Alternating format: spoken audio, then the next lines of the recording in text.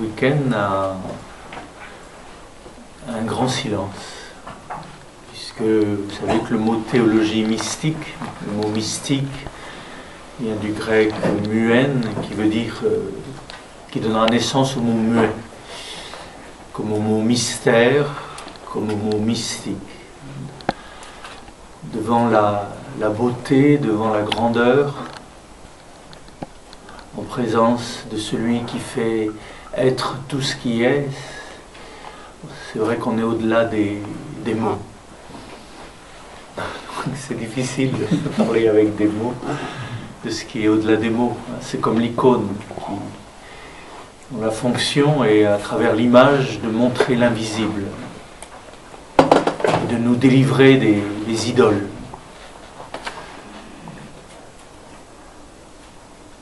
Donc je vous invite tout de suite à entrer dans le silence, puisque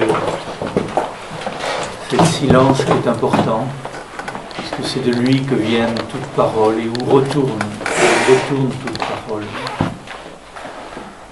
d'où viennent toutes pensées et où retourne toute pensée.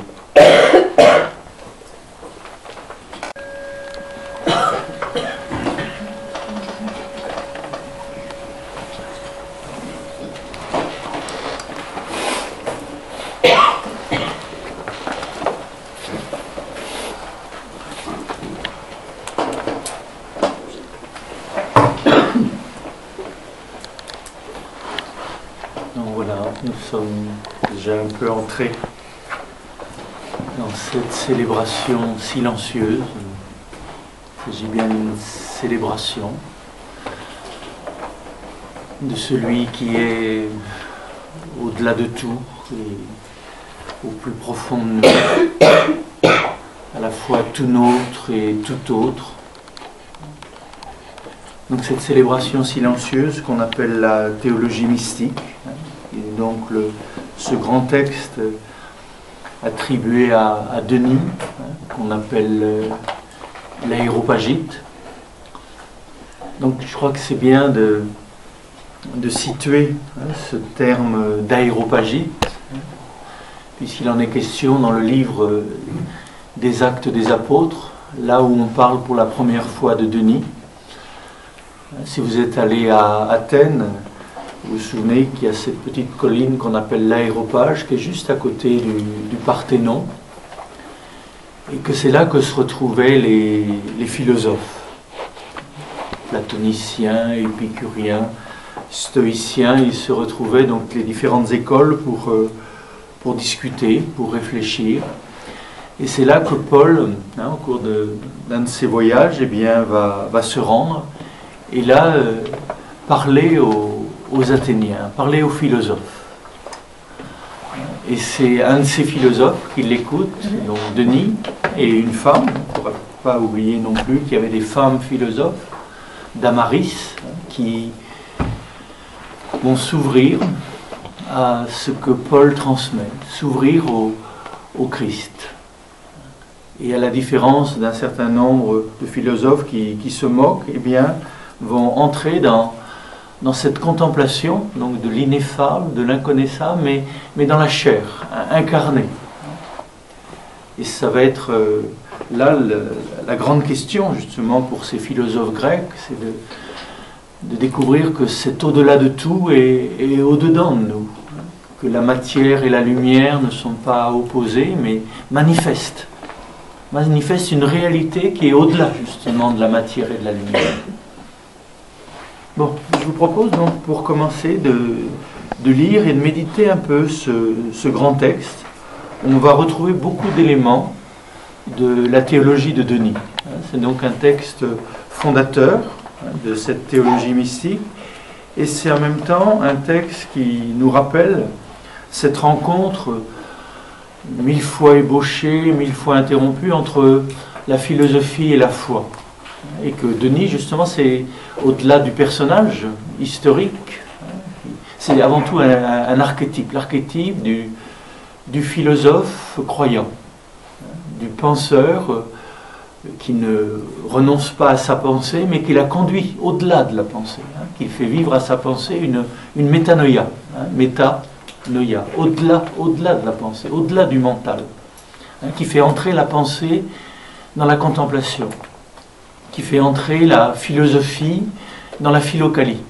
Vous savez qu'il y a la science, qui est le travail de l'analyse, de l'observation, l'enchaînement des causes et des effets. Donc c'est une première forme de pensée, la pensée analytique, objective, objectivante. À côté de cette pensée scientifique, il y a la pensée philosophique, qui est davantage une pensée qui interroge, qui pose des questions. Qu'est-ce que c'est que ces êtres ou cet être que la science peut analyser, découvrir, montrer, ces phénomènes? Qu'est-ce que c'est? Qu'est-ce que c'est que ça? Qu'est-ce qui est vraiment? Donc à côté de la pensée, je dirais, observatrice, analytique, il y a la pensée interrogative. Mais il y a aussi cette autre forme de pensée qu'on appelle la pensée philocalique. Donc là, ce qui n'est plus simplement une pensée qui analyse, qui interroge, mais une pensée qui célèbre, une pensée qui remercie. Et il y a des choses qu'on ne peut pas comprendre tant qu'on ne les a pas remerciées, tant qu'on ne les a pas célébrées. La compréhension nous vient à travers, je dirais, non seulement l'acquiescement, le remerciement, mais aussi la louange. Les choses se révèlent lorsqu'on les loue, lorsqu'on les célèbre. Donc il ne s'agit pas d'opposer ces différentes formes de pensée. La philocalie ne s'oppose pas à la science et à la philosophie, mais d'une certaine façon, c'est leur accomplissement. Quand on sait ce que c'est quelque chose, qu'on s'est interrogé sur ses causes, il y a un moment où la pensée est comme suspendue. Et dans cette, je dirais, suspension ou ouverture, là, il y a un temps d'acquiescement, de remerciement et de célébration.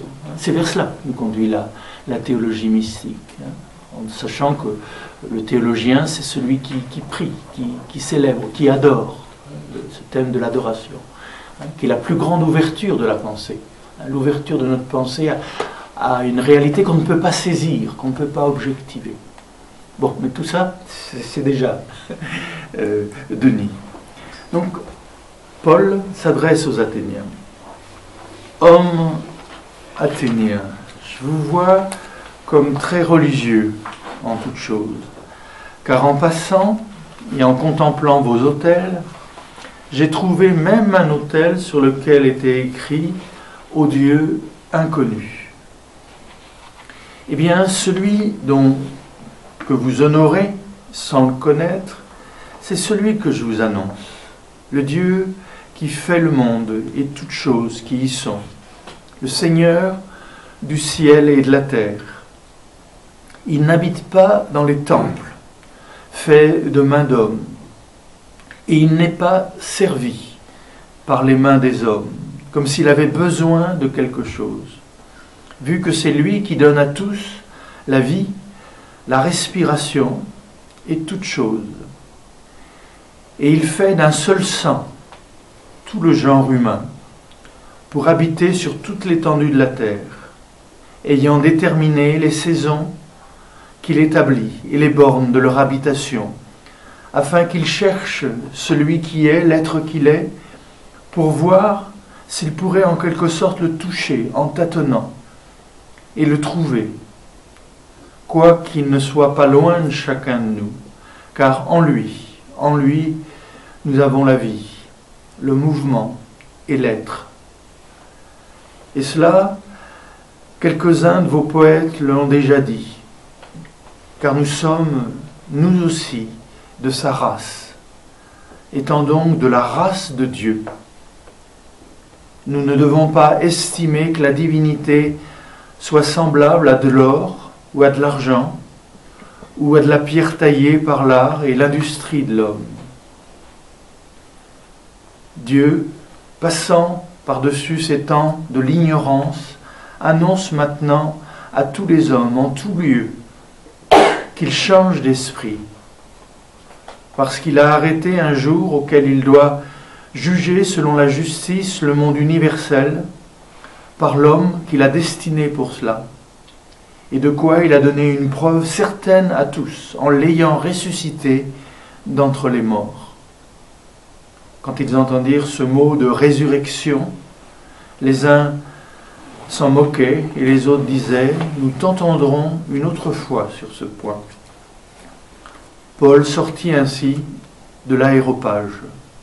Quelques-uns pour eux se joignirent à lui et crurent. Denis, l'aréopagite, et une femme nommée Damaris, et quelques autres avec eux. Donc c'est dans le livre des Actes, chapitre 17, 22, 34, pour ceux qui veulent le relire et le méditer. C'est un texte qu'on ne médite pas souvent, je trouve pourtant qu'il est, en tout cas pour la théologie mystique dont on va parler, il me semble particulièrement important. Donc Paul est au milieu des philosophes et leur dit qu'ils sont eux aussi des hommes très religieux, donc qui se relient, je dirais, à la présence de l'être à travers un certain nombre de formes, à travers un certain nombre de dieux. Et ce qui est intéressant, c'est que le Dieu inconnu, dont il est question, c'est un Dieu parmi d'autres dieux. Et là, avec Denis, justement, il va faire la différence entre ce Dieu inconnu, un Dieu parmi les dieux, et puis le Dieu inconnaissable. Il dira notre Dieu n'est pas un Dieu inconnu, il est un Dieu inconnaissable. C'est-à-dire que son essence est au-delà de toute connaissance, de toute appréhension, de toute saisie, de toute représentation. C'est plus qu'un inconnu qu'on ne connaît pas encore. Mais l'inconnaissable, par essence inconnaissable, c'est-à-dire par essence au-delà du mental, au-delà de la pensée.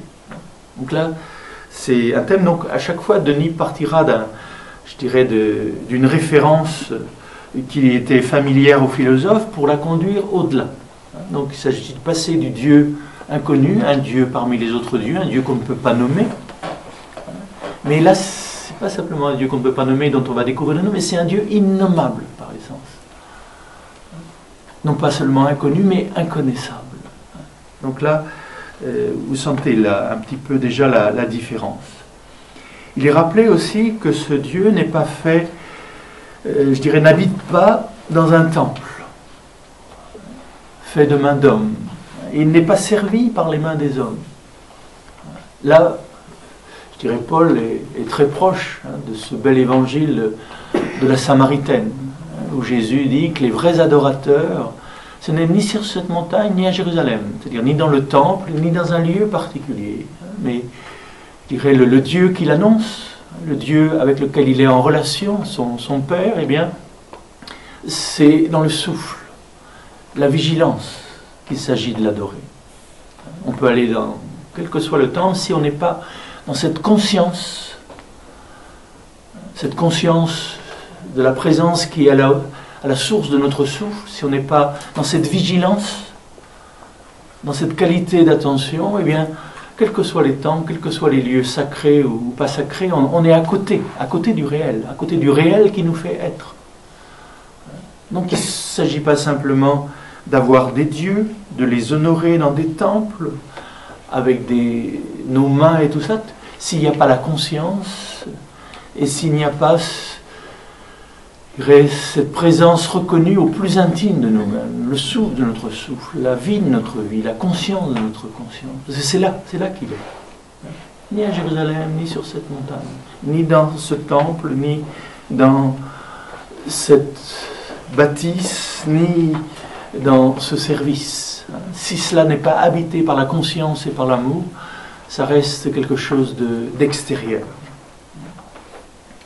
Il y a aussi ce rappel. Bon, donc là, Paul précise bien, donc, notre Dieu, l'être qui est celui qui est, le Yod et Vav et, eh bien, n'a pas besoin de quelque chose.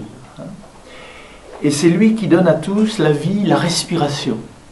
C'est Paul, l'importance de cette respiration, de ce souffle. Et c'est à la source de notre souffle. Là, on retrouve, bien sûr, les enseignements qui nous sont familiers, dans l'hésicasme, où prier, c'est respirer. Prier, c'est pas avoir des idées sur Dieu, des pensées sur Dieu, mais c'est respirer dans son souffle, la conscience du souffle, le souffle conscient. C'est lui qui nous donne la respiration. Et il l'a fait d'un seul sang, tout le genre humain. Et là aussi, c'est un thème important, quelle que soit notre couleur. Nous sommes tous de couleur peau, notre sang est de la même couleur. Cette unité du genre humain, cette unité de l'anthropos, de l'humanité. Dans notre relation avec la source, nous sommes un. Et nos différences ne nous séparent pas. Nos différences, je dirais, nous révèlent la richesse de l'un. Mais le multiple ne détruit pas l'un, ne détruit pas l'unité. Et là, nos différences de couleur de peau, de façon de vivre, de façon d'aimer, de façon d'adorer, ne nous séparent pas les uns les autres. C'est le même sang, c'est-à-dire le sang, pour les sémites, c'est la vie. C'est la même vie, c'est le même souffle que nous partageons. Il s'agit de reconnaître cette présence de l'un. Donc c'est inconnaissable, d'où nous vient la vie, d'où nous vient le souffle. C'est en même temps ce qui nous unit, ce qui fait de nous une humanité une. C'est un thème aussi qui sera repris par Grégoire de Nice. Cette unité de l'humanité qui n'abolit pas les différences, mais qui est toujours présente et qui les tient ensemble. Le logos, c'est ce qui tient toutes choses ensemble. C'est déjà ce qui tient ensemble nos atomes, nos molécules, qui tient ensemble tous les éléments de l'univers. Et sans le logos, rien. Sans ce logos, tout se dissout, tout se disperse. Donc être attentif à cette présence, à ce souffle qui nous lie, qui nous relie les uns aux autres et qui nous relie aussi à toute la création, à tout le cosmos. En lui, nous avons la vie, le mouvement et l'être. En lui, nous avons la vie, le mouvement et l'être. Nous sommes en lui. Il ne s'agit pas de chercher Dieu. Nous sommes en lui. Celui qui cherche Dieu s'en éloigne. Pour ça, j'allais dire, le réel, l'infini réel, on ne peut ni le perdre, ni le trouver. Puisque nous le sommes. Nous le sommes. Et déjà là, on pourrait s'arrêter, en lui. En lui. C'est une expérience qui nous est familière, d'être en Dieu. Il ne s'agit pas de le chercher ici ou là, nous sommes en lui. Demeurez en lui. Demeurez en moi comme je demeure en vous. Demeurez dans cet amour, dans ce don qui nous est fait. En lui, nous avons la vie, le mouvement et l'être. Et je crois que ça, c'est l'expérience aussi que va nous rappeler sans cesse Denis, que Dieu n'est pas ici, n'est pas là, il n'est pas loin, il n'est pas proche. Il est nous. Nous en lui, lui en nous. Moi en vous, vous en moi. C'est paroles même du Christ. On ne peut pas être séparé de la réalité. On peut fuir la réalité, mais cette fuite fait partie de la réalité. On n'échappe pas au réel. Et on ne trouve pas le réel.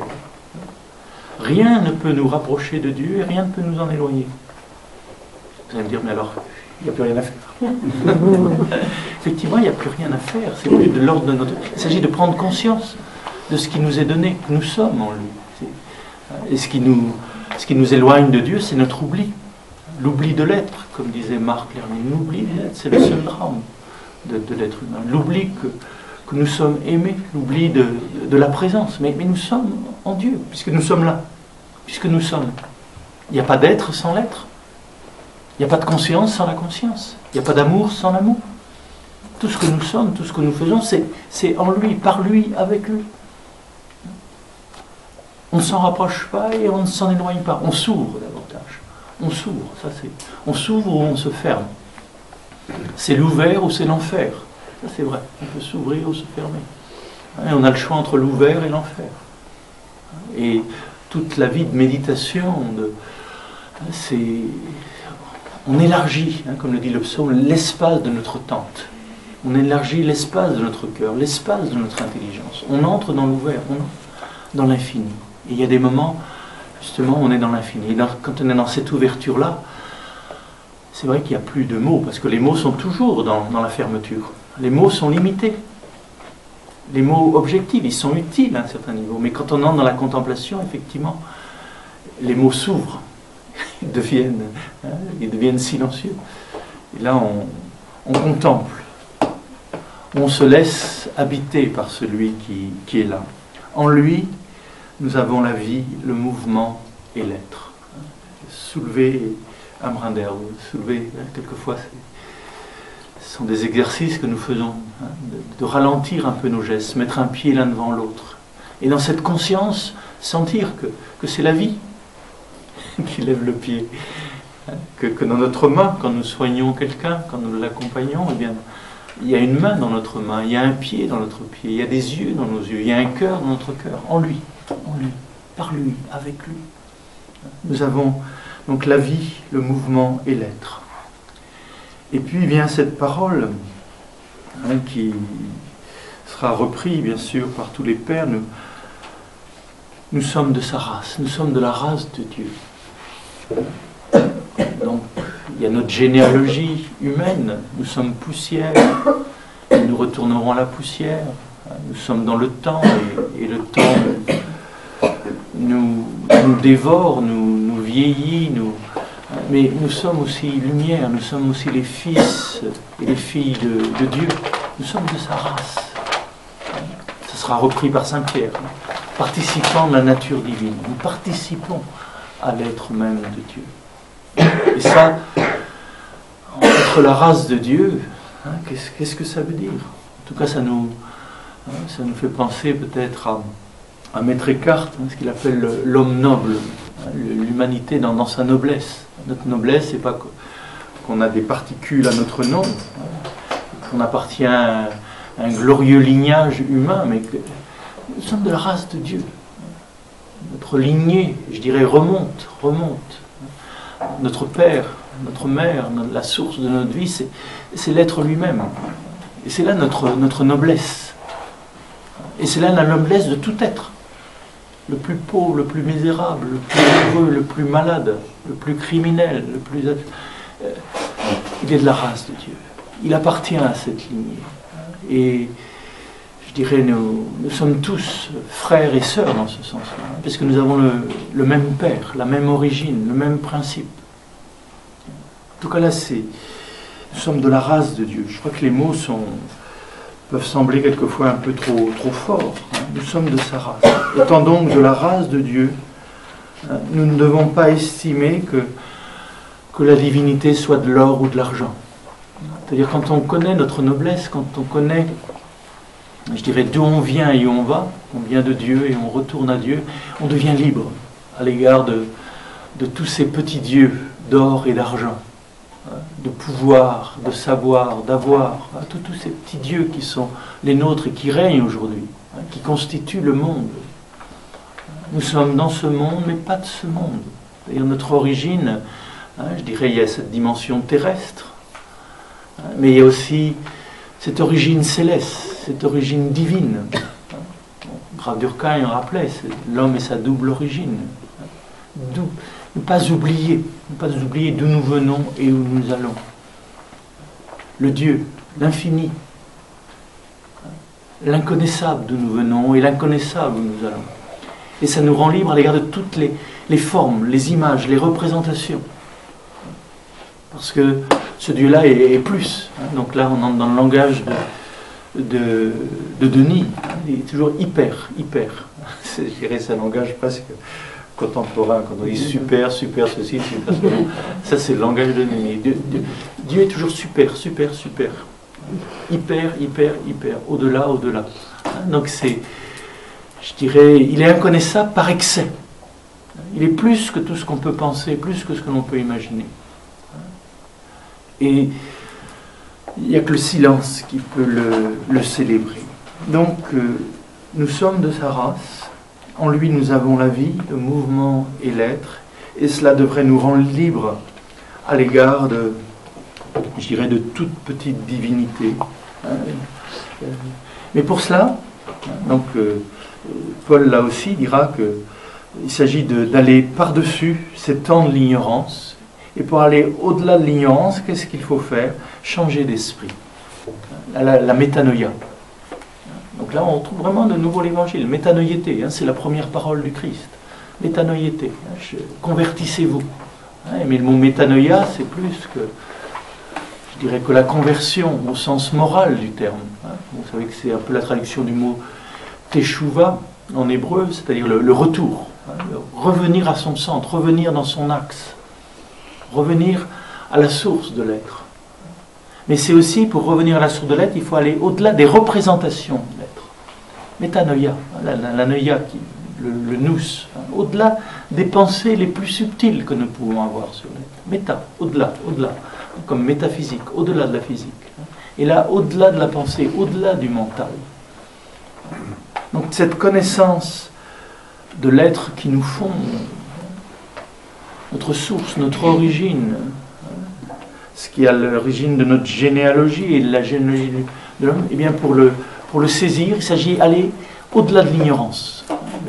Ce qu'on appelle notre science, ce qu'on appelle nos savoirs, pour Paul ici, ça fait partie du monde de l'ignorance, c'est-à-dire du monde des représentations, du monde du mental. Il ne dit pas que c'est mauvais, il ne dit pas que c'est inutile, mais que c'est encore de l'ignorance. C'est l'ignorance de l'être, de ce qu'il est dans son essence même. Il est au-delà du mental. Bon, vous sentez bien, c'est quelques lignes des Actes des Apôtres, c'est déjà tout Denis qui est là.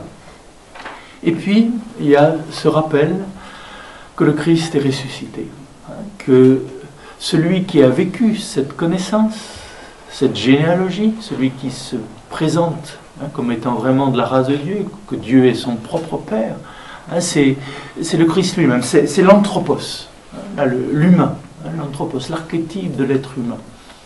Pas simplement un homme au sens masculin du terme, mais vraiment l'humanité. Cet homme, il est l'humanité. L'humanité, je dirais, transparente. L'humanité icône, qui est transparente à la présence de Dieu. C'est le visible de l'invisible, comme dit Irénée. C'est le visible de l'invisible. C'est-à-dire, nul n'a vu le Père, c'est le Dieu inconnaissable, irreprésentable, et il n'y a pas d'icône du Père, il n'y a pas de représentation du Père, mais il est le visible de l'invisible. C'est-à-dire à travers ses actes, à travers sa façon de vivre, de parler, d'aimer, eh bien c'est l'invisible qui se révèle. C'est l'inconnaissable qui se révèle. Mais l'inconnaissable reste inconnaissable. Le Père reste invisible, irreprésentable. On ne le connaît qu'à travers sa manifestation. Et là, c'est tout le christianisme, c'est toute l'incarnation, et bien que cette manifestation, c'est Dieu lui-même. Qui m'a vu, a vu le Père. La manifestation et le non manifesté ne sont pas à opposer. Là, on entre dans la non-dualité. On l'oublie souvent, l'incarnation, c'est le rappel de la non-dualité entre le manifesté et le non manifesté. La forme et le sans-forme sont un, ne sont plus à opposer. Et Jésus est vraiment Dieu, vraiment homme, vraiment visible et vraiment invisible. Vraiment connaissable et vraiment inconnaissable, dans le même moment. C'est ce paradoxe. Être orthodoxe, c'est avoir ce sens du paradoxe. L'erreur, c'est l'oubli de la vérité contraire. De tenir ensemble les deux. Et quand on tient ensemble les deux, on passe au-delà du mental. Parce que notre mental, ça fonctionne ou bien c'est ceci, ou bien c'est cela. C'est le tiers exclu, c'est la logique aristotélicienne. Et là, quand on est en présence du Christ, on est en présence de Dieu, en présence de l'homme. On est en présence du manifesté et du non manifesté. Et là, pour le philosophe, il y a quelque chose qu'il ne peut plus saisir. Et c'est là qu'ils vont arrêter d'écouter Paul. Et surtout quand il leur parle de résurrection.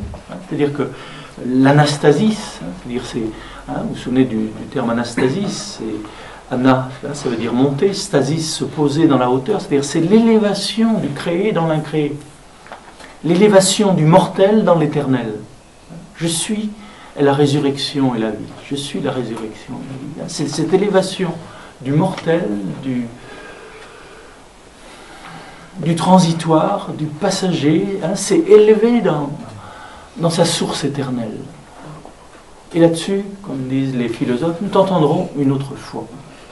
Ça, c'est trop pour nous, que Dieu soit au-delà de tout, ça, on peut très bien comprendre, mais qu'il soit au-dedans de nous, que Dieu soit au-delà de la matière, mais qu'il soit aussi la matière, qu'il soit aussi dans un corps, et que ce corps est appelé, notre être mortel, c'est ça quand on dit qu'on croit à la résurrection, c'est que notre être mortel est appelé à participer à l'être éternel. Nous ne sommes pas seulement des êtres pour la mort. Bien sûr qu'on va mourir, bien sûr que nous sommes mortels. Et ça, je dirais, certains d'entre nous le sentent bien dans leur corps, que ce soit à travers la maladie, à travers des problèmes de cœur ou d'autres. Bien sûr qu'on est mortel, bien sûr qu'on va mourir. Mais nous ne sommes pas que des êtres mortels. Nous sommes aussi appelés à la résurrection, à l'anastasis, à cette élévation, à cette transformation dans la lumière même de Dieu, dans cette présence au cœur de notre fragilité. L'infini est là, au cœur de notre finitude. Donc, Denis, quand il entend ça, eh bien, il croit, c'est-à-dire il s'ouvre. C'est-à-dire son intelligence, à la fois, c'est cette intelligence, je dirais, c'est notre raison qui s'ouvre à plus grand que la raison. Comme le dit Pascal, Dieu est au-delà de la raison, il n'est pas contre. C'est au-delà de la science, mais c'est pas contre. Au-delà de la philosophie, mais c'est pas contre. C'est l'ouverture de notre philosophie, l'ouverture de notre science à plus grand. À plus grand. Il y a en nous plus grand que nous, il y a en nous plus intelligent que nous. Et Denis vit ce moment d'ouverture qu'on appelle la foi. Il s'ouvre à ce qu'il ne comprend pas, à ce qu'il ne peut pas saisir. Et ça, c'est l'achèvement de la philosophie. C'est le comble de la philosophie. Et c'est l'apaisement de la philosophie. Là, encore une fois, oui, la foi ne s'oppose pas à la philosophie. Et Denis, donc, nous dit le texte, donc Denis et Damaris, et quelques autres avec lui, eh bien, leur intelligence s'ouvre à ce que Paul leur transmet. Et ce que Paul leur transmet, c'est pas simplement une vérité, je dirais, conceptuelle, c'est quelqu'un. C'est quelqu'un qui incarne tout ça. C'est le Logos incarné. C'est la sagesse incarnée, la Sophia incarnée. Donc cette philosophie, cet amour de la sagesse qui recherche la sagesse, eh bien, il y a celui qui l'incarne, celui qui le vit. Et celui qui vit cette sagesse, eh bien, il est mort, il est ressuscité. Il est créé et il est incréé. Il est humain et il est divin. Il s'agit de tenir les deux ensemble. Et là, Denis croit à cela. Et c'est ainsi donc qu'il va devenir un peu l'archétype du philosophe à la conscience ouverte, ou à la philosophie ouverte à ce qui la transcende, à l'intelligence capable de célébration, capable d'émerveillement devant l'inconnaissable. C'est pas simplement quelque chose qui reste à connaître, qu'il faut découvrir, mais c'est l'ouverture à ce qui est au-delà du mental, au-delà je dirais, de nos instruments de perception, de saisie, que ce soit une saisie sensorielle, intellectuelle ou affective. C'est-à-dire qu'il s'agit, on va voir là, au niveau de la méthode, de la pratique à laquelle nous invite Denis, c'est une ouverture des sens, au-delà de ce que les sens peuvent saisir. C'est une ouverture de l'intelligence, au-delà de ce que l'intelligence peut saisir.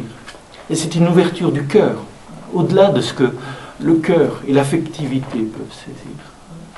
Donc c'est une pratique vraiment de se tenir dans ce silence ouvert, dans cette contemplation qui est au-delà du bonheur et du malheur. Là, on passe vraiment au-delà des contraires, au-delà de l'expérience. C'est l'expérience de la non-expérience, quelque part. Bon, vous allez me dire, qu'est-ce que ça veut dire? Effectivement, les mots, vous sentez bien, les mots bafouillent. Pour dire le plus essentiel, pour dire que l'essentiel nous échappe, mais qu'il est là, et que nous sommes en lui. Encore une fois, ce qu'on ne peut pas saisir, c'est ce que nous sommes. Ce qu'on ne peut pas saisir, c'est notre souffle. Ça, on ne peut pas essayer de saisir notre souffle.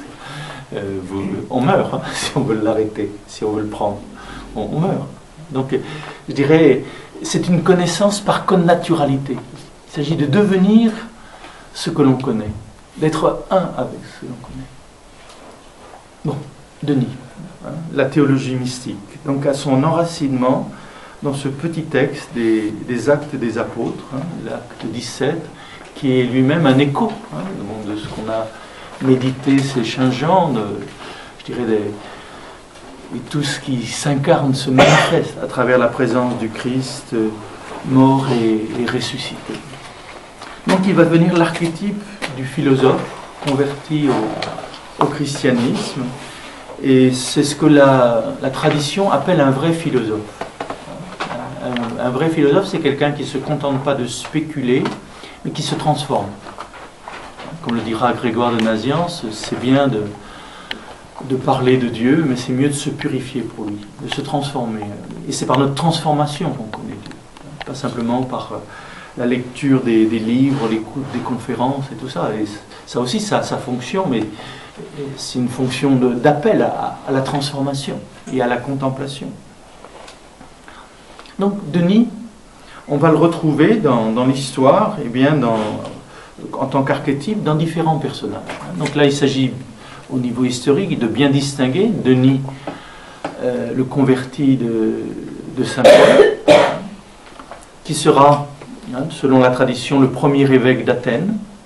Si vous allez à Athènes aussi, vous avez une petite église, là, en dessous du Parthénon et de l'Aéropage, qui porte son nom et qui fait mémoire du premier évêque d'Athènes, donc Denis l'Aéropagite. Ce Denis, en tant qu'archétype, on va le retrouver donc au Moyen-Âge, au IXe siècle, sous la plume de Hildeun, qui était l'abbé de Saint-Denis, au temps du roi Louis le Pieux.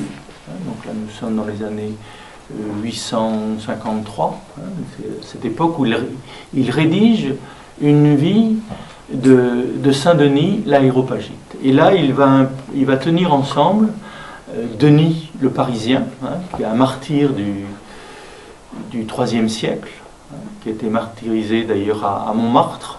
Vous savez, Montmartre, ça veut dire le mont des martyrs. Et on dit qu'il a été décapité sous l'empereur Dès. Et décapité, il a pris sa tête et est allé jusqu'à ce lieu, justement Saint-Denis. Il a fait quelques kilomètres et là, il a donné sa tête à une pauvre personne qui était pauvre, qui devait peut-être manquer de quelque chose. Donc il lui donne sa tête et puis il s'écroule. Et là, ça sera le lieu de sa sépulture. Ce lieu de sépulture qui va être, je dirais, honoré et vénéré par Sainte Geneviève de Paris. Donc là, nous sommes en compagnie, je dirais, des saints de l'Église de France. Mais sachez que ce Denis le Parisien et Denis l'Aéropagite, du point de vue historique, ce sont deux personnages différents, de deux époques différentes.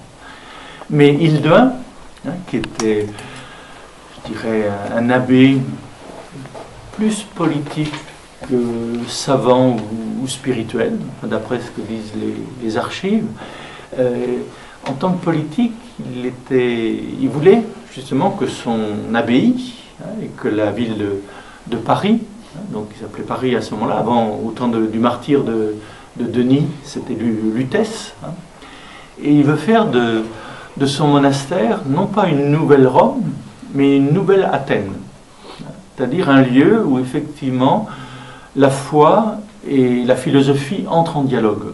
Donc il a aussi cet idéal que la science, la philosophie et la foi ne s'opposent pas, mais peuvent entrer en dialogue, se compléter, s'enrichir mutuellement. Et l'archétype de Denis l'Aéropagite, l'habite d'une certaine façon. Et il va vouloir un petit peu le récupérer. Donc cette légende de Hildeun sur la vie de Saint-Denis, où il fait un amalgame entre le Denis le Parisien, le martyr, et Denis l'Aéropagite, il faut savoir que cette légende va avoir une très grande influence au Moyen-Âge. Et que ce petit texte, c'est quelques pages de la théologie mystique, 7 ou 8 pages selon les traductions, va avoir une influence considérable. Depuis Scott Erigen qui va le traduire, et c'est un de ceux qui le traduit le mieux, et à travers lui, tout le Moyen-Âge, tous les penseurs du Moyen-Âge, bien sûr Albert le Grand, Thomas d'Aquin qui cite Denis plus souvent que Saint-Augustin. puis toute la mystique rhénane. Et puis on va retrouver son influence chez Saint Jean de la Croix, chez tous les mystiques, je dirais, de la tradition chrétienne occidentale. Et puis en Orient, il faut savoir quelqu'un comme Maxime le Confesseur, je dirais, utilise ces textes de Denis. Mais ces textes de Denis, cette théologie mystique, ce qu'il faut savoir, c'est que ça n'apparaît qu'au moment en 533. C'est pour ça qu'il s'agit de distinguer maintenant Denis l'Aréopagite, l'évêque d'Athènes, Denis le Parisien, le martyr du IIIe siècle, dont on va faire une légende et avec lequel on va faire le lien avec Denis l'Aréopagite, et puis l'auteur de la théologie mystique, cet auteur qu'on nomme Denis l'Aréopagite, mais qui en réalité est un anonyme. On ne sait pas quel est l'auteur. Mais au niveau de l'histoire du texte, on en parle pour la première fois, donc je vous disais, en 533. Donc c'est l'époque où l'empereur Justinien réunit dans son palais de Constantinople, donc un colloque d'évêques et de théologiens, où pour la première fois le nom de Denis, Denis l'Aréopagite, en tant que, je dirais, auteur d'un texte, apparaît pour la première fois. Et ça, c'est Sévère, qui est le patriarche d'Antioche, qui en parle pour la première fois. Et là, on va chercher qui est cet auteur. Qui est cet auteur anonyme? C'est assez intéressant de voir que pourtant il y a plein de savants qui se sont penchés sur ces textes et on n'a toujours pas découvert qui est l'auteur, qui se met sous le nom de Denis. Encore une fois, la notion d'auteur à cette époque n'est pas celle que nous avons aujourd'hui. Sous un nom d'auteur, on met quelquefois un certain nombre de textes, mais l'auteur lui-même s'efface. Et personnellement, moi je crois que Denis, l'auteur de cette théologie mystique, a voulu demeurer inconnu à l'image du Dieu inconnaissable. Et c'est quelque chose qu'on va retrouver aussi plus tard chez les béguines, qu'on va retrouver aussi chez beaucoup de chartreux. L'important, ce sont les textes qu'ils transmettent.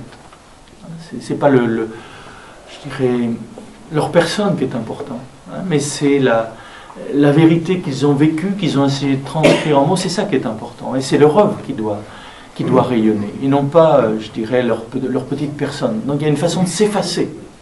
Il y a une façon de s'effacer dans un grand nom.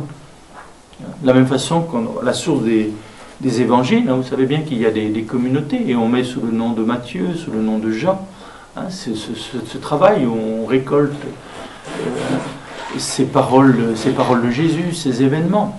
Mais je dirais l'auteur, le nom de l'auteur exprime tout un travail de communauté, de communion, où sont rassemblés ces pensées. Donc aujourd'hui, quand on parle de Denis et l'auteur des textes dionysiaques aussi, eh bien, on dira que c'est ce théologien inconnu du VIe siècle. Donc le texte qu'on va étudier, c'est d'un théologien inconnu du VIe siècle. Certains ont dit que c'était Étienne Bar Sudaïs, d'autres Sévère d'Antioche, d'autres Denis d'Alexandrie, Basile de Césarée, parce qu'on va retrouver des échos de tout cela. Mais il n'y a aucune, je dirais, démonstration convaincante.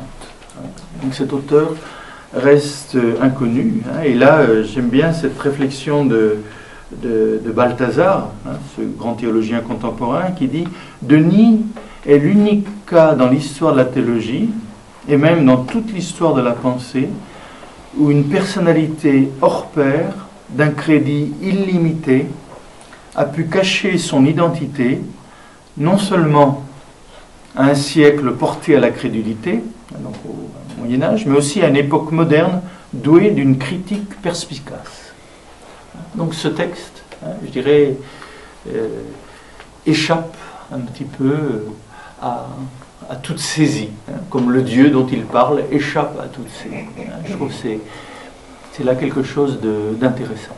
Et pour nous, donc il faut qu'on soit bien d'accord de distinguer ce Denis dont parle le livre des Actes des Apôtres, qui sera le premier évêque d'Athènes, donc Denis l'Aréopagite, l'Athénien, Denis le Parisien, et le Denis qui se met aussi sous le nom de l'Aéropagite, eh bien c'est Denis le théologien, en sachant que le théologien, ce nom est donné à Jean, Jean le théologien, à Grégoire le théologien, à Siméon le nouveau théologien, et que la théologie, pour la tradition orthodoxe, c'est vraiment la contemplation de la Trinité, la contemplation de Dieu en lui-même, de l'être en lui-même, de l'intimité de l'être, cette relation qui est au cœur de l'être.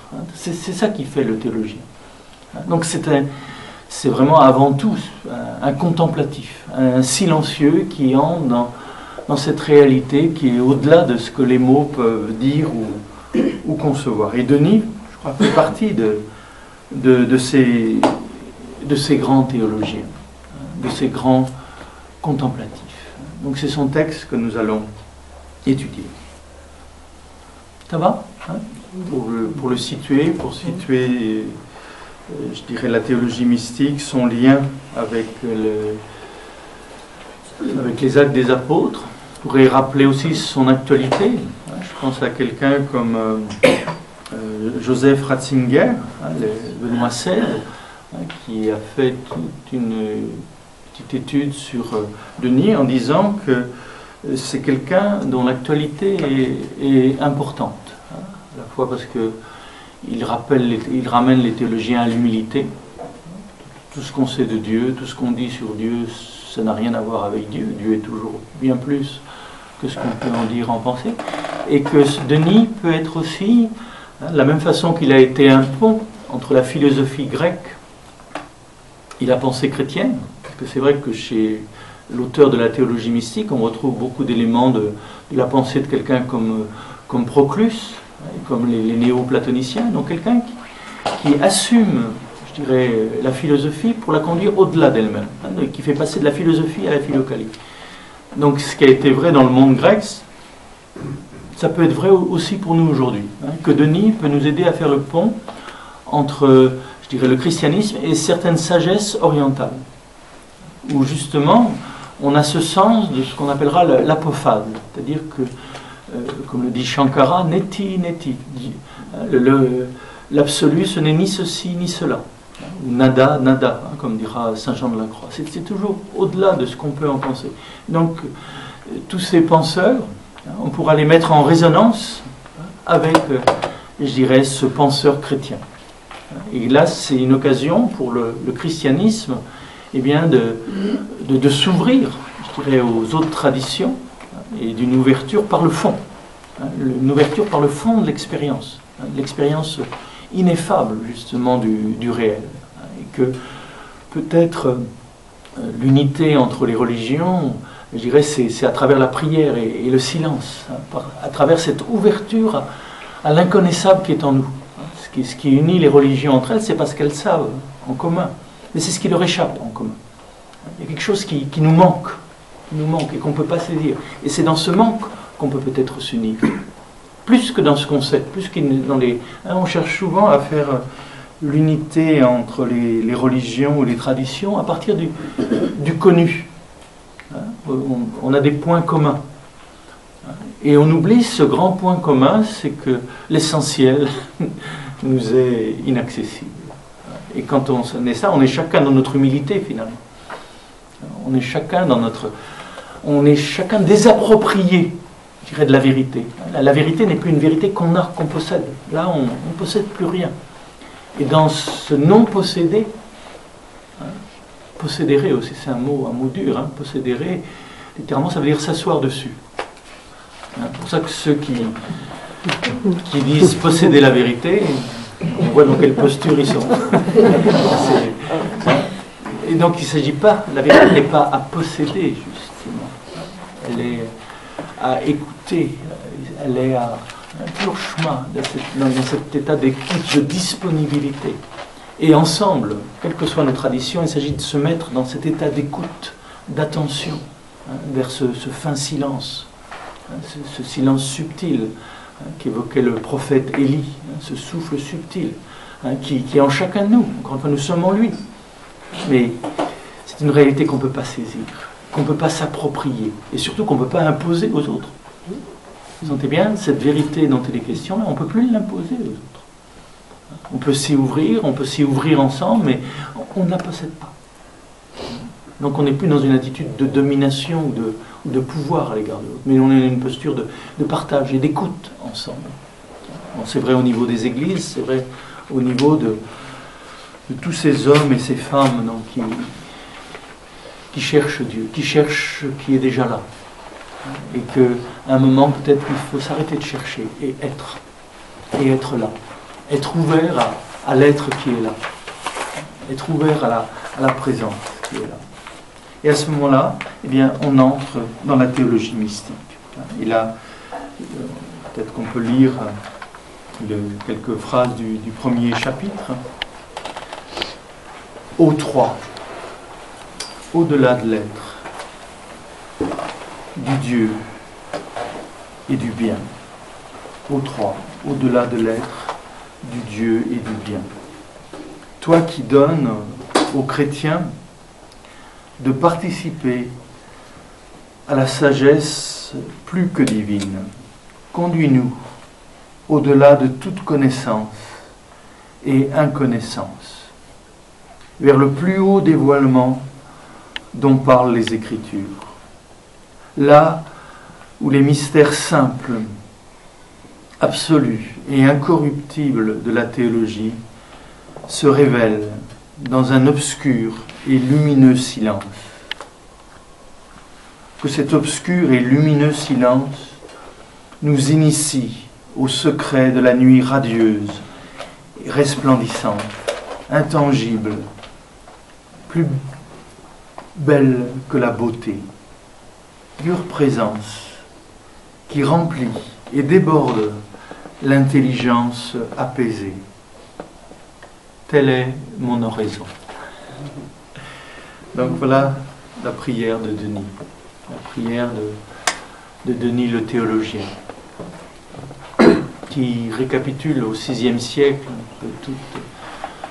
tous ces grands théologiens, comme Grégoire de Nice, Evagre le Pontique, Grégoire Nazianz, Basile, tous ces êtres qui sont passés de la science à la philosophie, de la philosophie à la philocalie, qui vivent dans la prière. C'est beau de voir la théologie, encore une fois, ce que dit Evagre le Pontique, est théologien celui qui prie. Celui qui prie est théologien. C'est pour ça que la théologie, c'est aussi la liturgie, c'est la célébration. Et là, dès le départ de la théologie mystique, on est dans cette célébration. Et cette célébration, elle se tourne vers le 3. Ni un, ni deux. 3. Et Grégoire de Nazianz disait que ce chiffre 3 n'est pas un chiffre, n'est pas une quantité, mais c'est le mystère de l'un vivant. Il y a l'unité indifférenciée, le monos, l'un, c'est la non-différence, c'est l'uniformité, auquel s'oppose la dualité, le monisme et le dualisme. Et puis il y a le 3. Le 3 qui, je dirais, qui est l'unité différenciée. C'est l'un, comme le disent les anciens, Dieu est un comme l'amant, l'amour et l'aimer sont un. Dieu n'est pas un sublime célibataire, comme le disait Chateaubriand. C'est une drôle façon de parler de l'unicité de Dieu. Dieu, ce sublime célibataire. Il n'était pas théologien. Il était peut-être un bon poète ou littérateur, mais toute la symbolique du 3 lui échappait. Quand on dit que Dieu est 3, l'unitrinité, c'est-à-dire qu'il est un. C'est une unité vivante, une unité en relation. Quand on dit que Dieu est Trinité, on dit que Dieu est amour. C'est-à-dire que le cœur de l'être est relation. Et ça, c'est au-delà de l'être. Au-delà de l'être. O3, au-delà de l'être. Au-delà de l'état. Et c'est pour ça que des philosophes contemporains, je pense à Jean-Luc Marion, ou à d'autres, eh bien, s'intéressent beaucoup à ce texte de Denis. Parce que pour eux, c'est un théologien qui va leur permettre de dépasser ce qu'on appelle l'ontothéologie, c'est-à-dire cette façon de faire de Dieu un gros être. Dieu est plus qu'être. Là, c'est le langage de Denis. Uper ousia, plus qu'être, plus que l'ousia, plus que l'essai en latin. Il est plus qu'être. Donc on sort de cette ontothéologie qui a été critiquée par Heidegger et d'autres. On est au-delà de l'être. Et qu'est-ce qu'il y a au-delà de l'être? Au-delà de l'essai de l'être, il y a le possé, le pouvoir être. Pour être, il faut pouvoir être. Et d'une certaine façon, Yodevave, l'être qui est ce qu'il est, il est avant l'être, il est ce qui permet à l'être d'être. C'est la possibilité d'être. C'est pour ça que certains diront, alors on trouve certains mystiques juifs, que Dieu n'est pas un être, mais un peut-être. Il peut être, il est la possibilité d'être. Et que l'homme, à son image, est un peut-être. Nous sommes un peut-être, nous sommes en devenir. Nous pouvons être. Mais nous avons justement à être, à devenir ce que nous sommes. Homo possibilis. L'homme possible. L'homme, c'est une possibilité d'être. Et c'est vrai que nous ne sommes pas encore des êtres humains. Nous sommes des animaux plus ou moins intelligents. Mais il y a en nous cette possibilité d'être. Et non seulement d'être mortel, mais d'être éternel. D'être un avec l'incréé, avec la source de notre vie. Donc, dès les premiers mots de Denis, là vous sentez bien, un peu comme chez Saint Jean, c'est le vol de l'aigle. Là, Enarchen logos, au commencement, le logos, dès les premiers mots de l'évangile, on est tout de suite emporté vers l'origine. Et là, dès les premiers mots de la théologie mystique, on est tout de suite emporté, je dirais, au cœur de l'être, au-delà de l'être, au 3. Ce chiffre 3, c'est aussi, pour les physiciens contemporains, important. C'est ce qu'on appelle le tiers inclus. La logique aristotélicienne, c'est ou bien, ou bien. Donc, mais ce qui fait le lien entre les deux. Donc là, le 3, c'est ce qui fait le lien entre le 1 et le 2. C'est l'entre-deux. L'entre-deux. Et dans notre pratique, c'est important. Donc, déjà, tout à l'heure, il y a quelques instants, on a tiré notre attention vers ce qui est entre deux souffles, entre l'expire et l'inspire. Il y a cet espace. Entre deux pensées, l'entre-deux. L'entre-deux, le troisième, le grand troisième. Entre deux personnes, cet espace qui est entre nous. Dans un couple, ce qui est indissoluble, c'est le troisième. C'est cet espace qui est entre les deux. Et l'amour, ça ne dépend ni de toi ni de moi. Ça dépend de cette présence qui est entre nous. Cette présence qui est entre nous, qui à la fois nous unifie et nous différencie. Le troisième, c'est important. Vous vous souvenez quand on fait ce geste dans la tradition orientale qui veut dire « toi et moi, nous sommes un ». Toi et moi, nous sommes un. Mais nous sommes un parce qu'il y a l'espace entre les deux. On ne peut pas être un, plus on veut se coller, on n'y arrivera pas. On est un quand on a conscience de l'espace qui est entre nous. Donc là, je dirais d'un point de vue, oui, pratique, ça peut être quelque chose de très intéressant, de voir l'espace qui est entre nous. Vous savez bien, si je regarde quelqu'un, je ne vois qu'une personne. Mais si je regarde l'espace qui est entre nous, je vois tout le monde. Dans cet espace, tout le monde est présent. Autrement, je me fixe. Donc ça peut être intéressant quand on regarde un arbre, l'espace qui est entre nous.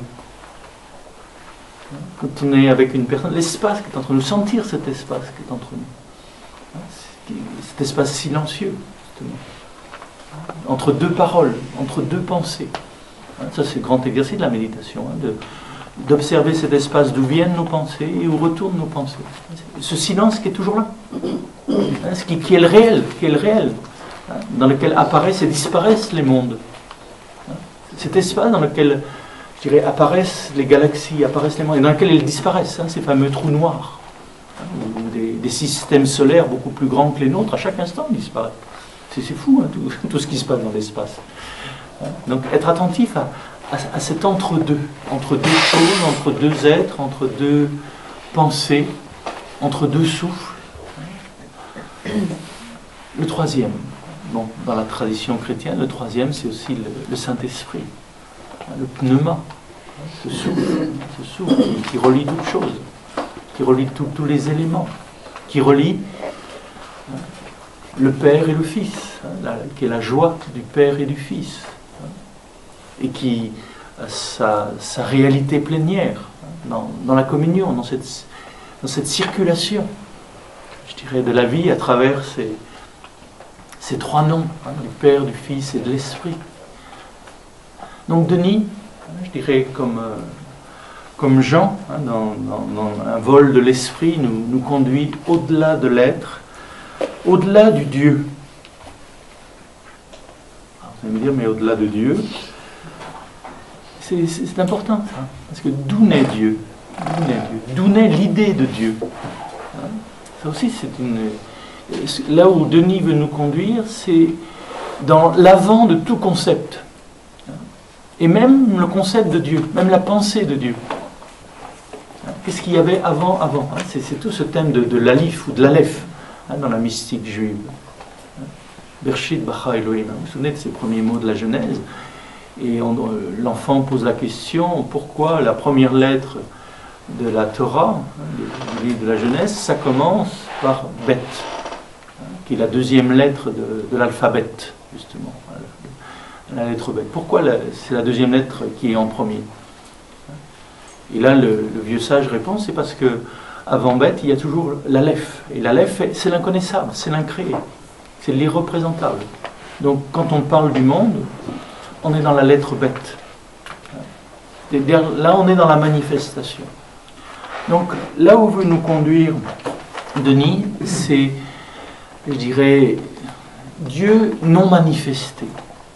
Et le mot Dieu fait partie de la manifestation. C'est le Dieu premier, c'est la première idée, c'est le premier concept qu'on peut avoir. Ensuite viendront les autres représentations, les autres noms divins. Mais que le réel est au-delà de tous les noms, et au-delà même du nom de Dieu. Parce que, de nouveau, même de Dieu, on peut faire une idole. Mon Dieu n'est pas ton Dieu.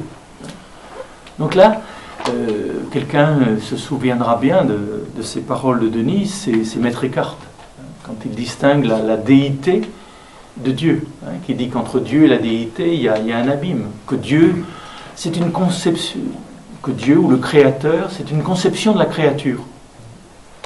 C'est une pensée de créature, mais la déité est au-delà de la pensée.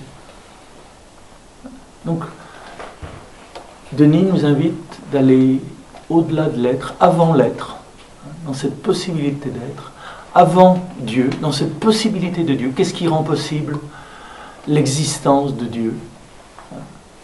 Au-delà de Dieu même, bon, au-delà de Dieu, au-delà des représentations, au-delà des images, des concepts, et au-delà même du bien. Donc, les mots en grec, hyperthéé, hyper agaté, le bien ou le bon. C'est au-delà. Hyper, vous savez, là, dès les premiers mots, il y a trois hyper. Trois hyper. Donc, quelque chose qui excède tout le connu. Au trois, au-delà de l'être, du Dieu et du bien, toi. On passe de l'au-delà de tout au toi. Et ça, là, on est vraiment dans le christianisme. C'est vraiment une prière très chrétienne. C'est-à-dire, c'est l'au-delà de tout, au toi, l'au-delà de tout. Là, on retrouve Grégoire de Nazianze. Grégoire de Nazianze, on est chez les Cappadociens, on est au IVe siècle. Donc, ce sont des textes antérieurs à ceux de Denis. Et c'est pour ça que Denis récapitule un peu cette tradition patristique. Au toi, l'au-delà de tout. C'est intéressant, ça. C'est-à-dire, là, on est dans quelque chose d'hyper intellectuel, au-delà de tout ce que l'intelligence peut saisir, mais en même temps c'est hyper affectif. C'est-à-dire, cet inconnaissable, c'est un toi. Difficile à tenir les deux ensemble. Au toi, l'au-delà de tout. Vous sentez bien que dans cette petite phrase, vous avez à la fois, je dirais, une ouverture totale à la transcendance et une intimité. C'est le tout autre et c'est le tout nôtre. Notre Père qu'on ne peut pas se représenter, qui est au-delà de tout, et en même temps c'est notre, le tout nôtre et tout autre. Comment est-ce qu'on peut tenir les deux ensemble? Et là on voit, là où nous conduit Denis, c'est pas vers un Dieu abstrait, une idée qui serait encore une idée, mais un Dieu intime, infiniment intime. C'est un toi. On tutoie l'abîme. Bon, mais c'est toujours notre question, on se la posait il n'y a pas longtemps dans le désert. Comment aimer l'inconnu, l'inconnaissable? Comment aimer ce Dieu qu'on ne voit pas, qui est au-delà de tout sens ou de tout monde? Vous sentez bien que aimer, dans ce sens-là, c'est être ouvert, justement, c'est être dans une écoute. C'est être avec ce qui est. Être avec ce qui est. Aimer, c'est ne faire qu'un avec l'inconnaissable. Donc ne faire qu'un avec l'inconnaissable, c'est un état d'ouverture. L'adoration, je dirais, c'est une adoration sans objet. C'est l'ouverture totale de la conscience, l'ouverture totale de l'intelligence. Mais l'affectif est là, le cœur est là. Ce n'est pas une connaissance, je dirais, intellectuelle, au-delà même de l'intellectuel, c'est aussi une connaissance affective, mais au-delà. Alors c'est là qu'il y a une purification de l'intellect, mais qu'il y a aussi une purification de l'émotion, de l'affectivité et des sentiments. Je dirais, c'est une affectivité non sentimentale. Je ne sais pas comment dire ça. Parce que pour nous, aimer quelqu'un, c'est ressentir quelque chose, c'est avoir des émotions plus ou moins fortes. Là, on est dans une émotion sans émotion. Je dirais une émotion qui ne nous submerge pas. On n'est pas possédé. On n'est pas possédé.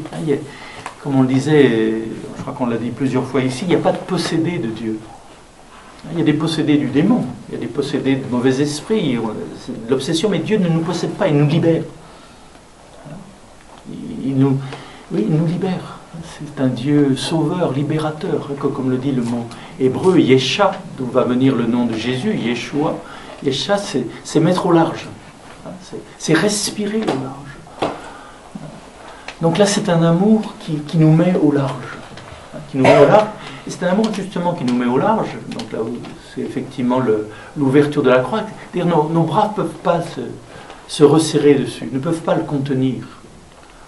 Donc là, notre affection ne peut pas le retenir, le contenir. Ne me retiens pas, ne me ramène pas dans le connu.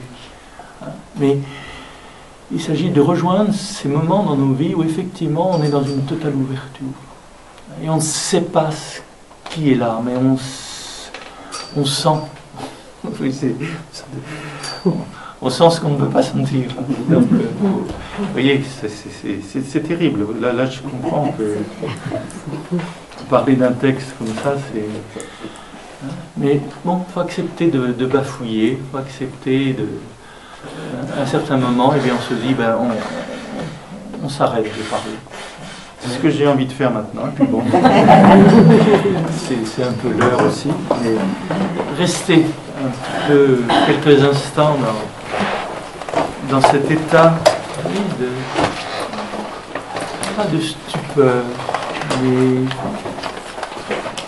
d'ouverture, d'écoute, de disponibilité. On a tous des idées sur Dieu, des idées sur le bien, des idées sur l'être.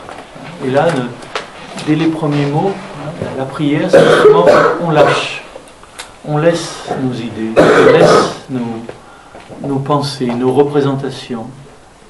Et c'est pas du tout qu'on rejette. Encore une fois, c'est tous les mots, les pensées, les images sont des icônes. C'est-à-dire, ce sont des réalités saisissables qui nous conduisent vers l'insaisissable. Mais je dirais, dès qu'on s'arrête dans les idées, dès qu'on s'arrête dans les concepts, dès qu'on s'arrête dans les images, on en fait des idoles. Ce que Denis par cette théologie, voudrait nous faire goûter, c'est un état d'ouverture, de non-arrêt. On est arrêté par rien. Et même pas par nos idées de Dieu, pas par nos représentations. Parce que ce qui nous intéresse, c'est le réel, c'est l'infini.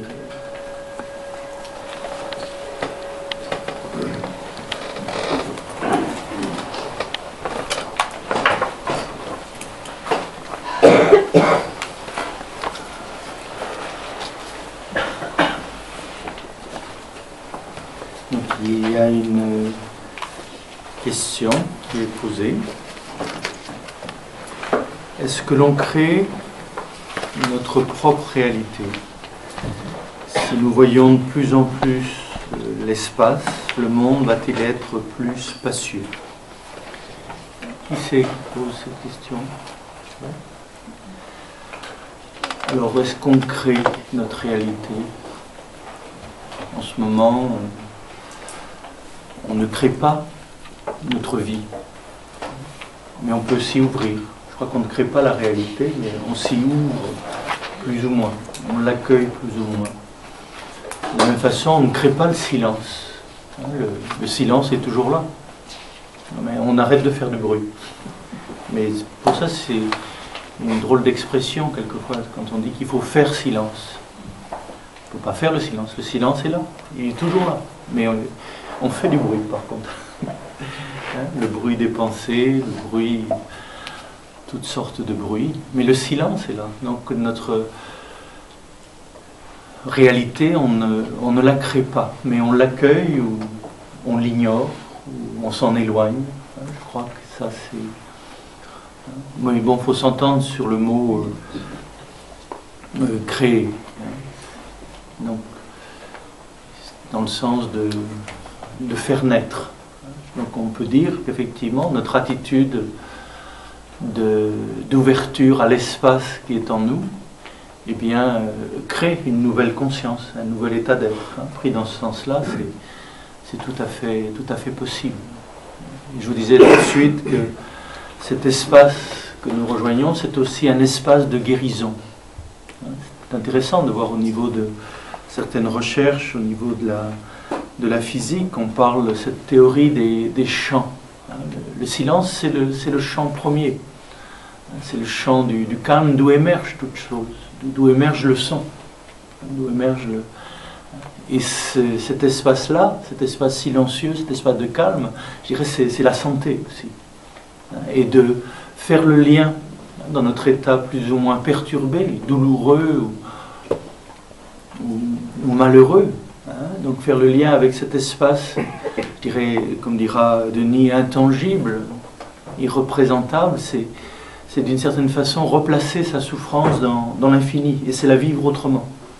Elle est toujours là, on a toujours mal, mais elle est comme relativisée, replacée dans un espace plus vaste. Ça, c'est aussi une pratique. C'est-à-dire qu'il y a un lieu en nous qui ne souffre pas, qui est au-delà, avant la souffrance et au-delà de la souffrance. Il s'agit de se mettre en écho. Et donc vous pouvez dire, effectivement, dans ces moments-là, on crée un autre espace, une autre façon d'être. Mais ce n'est pas dans le sens fort de créer. On ne crée pas le silence. On ne crée pas le calme. On ne crée pas la réalité.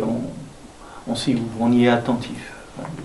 De plus en plus, de moins en moins. Ça va? Bon. Donc on continue notre contemplation de cette théologie mystique, donc cette contemplation du réel, de l'infini réel au cœur de nos réalités. Je dirais le réel, on ne le voit pas, on ne connaît que la réalité. On ne connaît que différents niveaux de réalité. Tous ces niveaux de réalité que l'on connaît sont la manifestation du réel qui nous échappe toujours, qui se tient comme en retrait.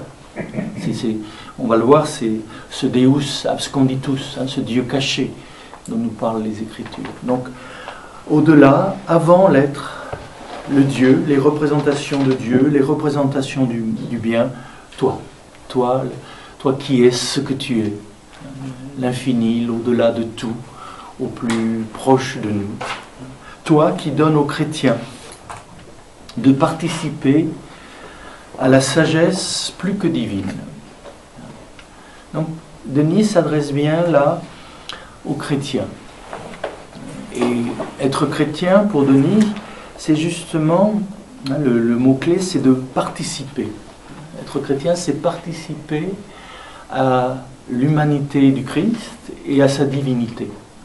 Être chrétien, c'est tenir ensemble justement les deux mondes, je dirais le visible et l'invisible, l'éternel et le temps, le fini et l'infini, le divin et l'humain. Donc cette sagesse chrétienne est plus que divine et elle est plus qu'humaine. Pas seulement divine, pas simplement une sagesse transcendantale, elle est aussi très humaine, très concrète, puisque le Christ était vraiment homme, qu'il a vraiment souffert, qu'il est vraiment mort, qu'il a connu notre humanité. Et s'il n'a pas connu notre humanité, bon, c'est un Dieu parmi les autres, c'est un Dieu du Panthéon. Mais, j'allais dire, il ne nous intéresse pas. Si le Christ est seulement Dieu, il ne nous intéresse pas non plus, parce qu'il ne sait pas ce que c'est que la souffrance, il ne sait pas ce que c'est que l'agonie, il ne sait pas ce que c'est que la mort. Donc, je dirais, si Jésus-Christ est à la fois vraiment Dieu et vraiment homme, il nous révèle notre double nature, humaine et divine, infinie et finie. C'est plus qu'humain, c'est plus que divin. Donc cette sagesse, je dirais, c'est la sagesse chrétienne, c'est la sagesse révélée aux chrétiens. Et ça, cette sagesse est une participation, une connaissance par connaturalité. C'est-à-dire on devient ce que l'on aime, on devient ce que l'on connaît. C'est pour ça qu'il faut faire un petit peu attention à ce qu'on connaît, à ce que l'on aime. Ou on devient aussi ce que l'on invoque. C'est pour ça qu'il ne s'agit pas d'invoquer n'importe qui, n'importe quoi. On devient ce que l'on invoque. On se met, je dirais, sur la même longueur d'onde. On entre en résonance. On entre dans le champ de sa présence. Donc, ô toi, au-delà de tout, tu nous donnes de participer à ce qu'il y a de plus humain, de plus concret, de plus matériel, de plus... Et c'est ça qui choquait un peu les philosophes grecs, et en même temps de plus divin. Cette sagesse transcendante et immanente. Bon, là, on rejoint un thème aussi qui est familier à Béthanie, à travers Graf Durkheim, qui est ce qu'il appelle la transcendance immanente. C'est pas la transcendance coupée du monde, coupée de la matière, coupée de la forme, mais ce n'est pas l'immanence enfouie dans le monde. Il y a transcendance immanente. L'au-delà est au-dedans de nous. Il y a en nous plus que nous, mais c'est à travers nous, c'est l'accomplissement. Comme le disait Augustin, intérieur meo, plus intérieur que l'intérieur de moi-même. Plus moi que moi-même et tout autre que moi-même. Plus moi que moi-même, tout autre que moi-même. Au toi, l'au-delà de tout. Donc se connaître soi-même, c'est pas s'éloigner de Dieu, puisque c'est au cœur de soi-même que l'on connaît Dieu. Et connaître Dieu, je dirais, où est-ce qu'on peut le connaître ailleurs qu'en soi-même? Parce que tout ce qu'on connaît, c'est à travers notre corps. Tout ce qu'on connaît, c'est à travers notre cerveau, à travers cet élément du corps. C'est toujours à travers un être fini qu'on connaît l'infini. Tout ce qu'on sait de l'infini, c'est toujours fini. Tout ce qu'on connaît de l'absolu, c'est toujours relatif. C'est toujours à travers un être relatif. Donc le fini dans l'infini, l'infini dans le fini. Moi en vous, vous en moi. Immanence et transcendance. Là, sentez bien ces mots que l'on oppose, qu'on a tendance à opposer et à déchirer. Eh bien, il s'agit de les faire entrer dans ce que saint Maxime appelait l'archétype de la synthèse.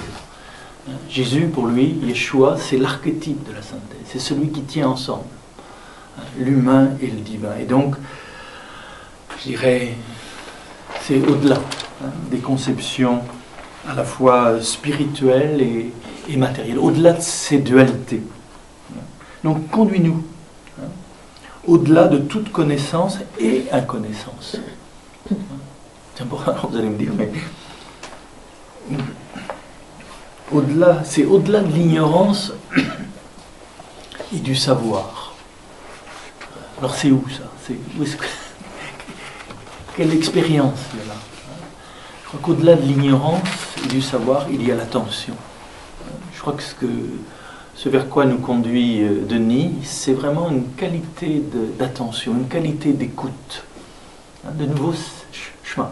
cette écoute, cette disponibilité à ce qui est, hein, dans sa profondeur, dans sa surface et dans sa profondeur. Et de ne pas opposer l'un à l'autre, dans sa visibilité et dans son invisibilité. La vie en nous, c'est invisible. La vie est invisible, on ne la connaît qu'à travers le visible. Mais la vie elle-même, on ne peut pas la saisir. Même que ce soit en biologie ou dans toutes ces recherches qu'on saisit, c'est toujours une matière qui manifeste la vie. Mais la vie elle-même nous échappe sans cesse. Donc, à la fois, c'est une ignorance et c'est une connaissance. Au-delà de l'ignorance, au-delà de la connaissance, je dirais, il y a cette attention, ou cette adoration, cette ouverture de la conscience. Donc, conduis-nous au-delà de toute connaissance et de toute ignorance. Et là, c'est important, parce qu'il y a des courants aussi dans la pensée contemporaine qui méprisent la raison, qui méprisent la connaissance. Au nom de l'ignorance, on ne sait rien. C'est toute la différence entre l'agnosia, là le mot qui est employé par Denis, inconnaissance, c'est agnosia. Vous allez me dire, c'est les agnostiques qui ont raison. Au-delà de toute gnosis et de toute agnosie. Donc, cette agnosia, je dirais, ce n'est pas l'ignorance sceptique qu'on connaît aujourd'hui chez les agnostiques, qui dit qu'on ne peut rien connaître ni d'une chose, ni de ceci, cela, mais je dirais, c'est une ignorance sans connaissance. Là, il s'agit de ce qu'on appellera la docte ignorance. De la même façon, vous savez bien qu'il y a un silence de mort, un silence de non-communication, un silence qui est comme un mur entre nous, et puis il y a un silence au-delà des mots, qui est un silence de communion.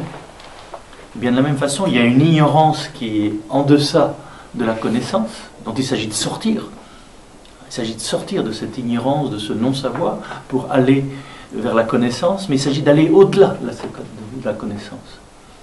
Il y a, je dirais, il y a ce temps, il faut parvenir à l'âge de raison, être capable de raison, mais il ne faut pas rester à l'âge de raison. Il faut grandir encore au-delà de l'âge de raison. Et beaucoup restent. C'est bien déjà d'atteindre l'âge de raison. Mais quelquefois, on reste fixé dans cet âge. Aller au-delà de la raison, mais en l'accomplissant. Là, chez Denis, souvenez-vous toujours cet hyper. C'est un accomplissement. C'est un débordement, d'une certaine façon, de connaissance. Je pense à un mot aussi de Thomas d'Aquin, après un moment de contemplation mystique, justement. Il dit, tout ce que j'ai écrit, ma somme théologie, tous ces livres que j'ai écrits, tout ça c'est de la paille. Je me rappelle chez les dominicains, il y en avait qui me disaient, mais regarde, même Thomas d'Aquin dit que tout ça c'est de la paille, donc pourquoi se fatiguer à étudier? Et j'aimais bien leur dire, c'est de la paille, mais c'est la paille qui porte le grain. Et sans paille, il n'y a pas de grain. Mais une fois qu'on a le grain, on peut laisser la paille.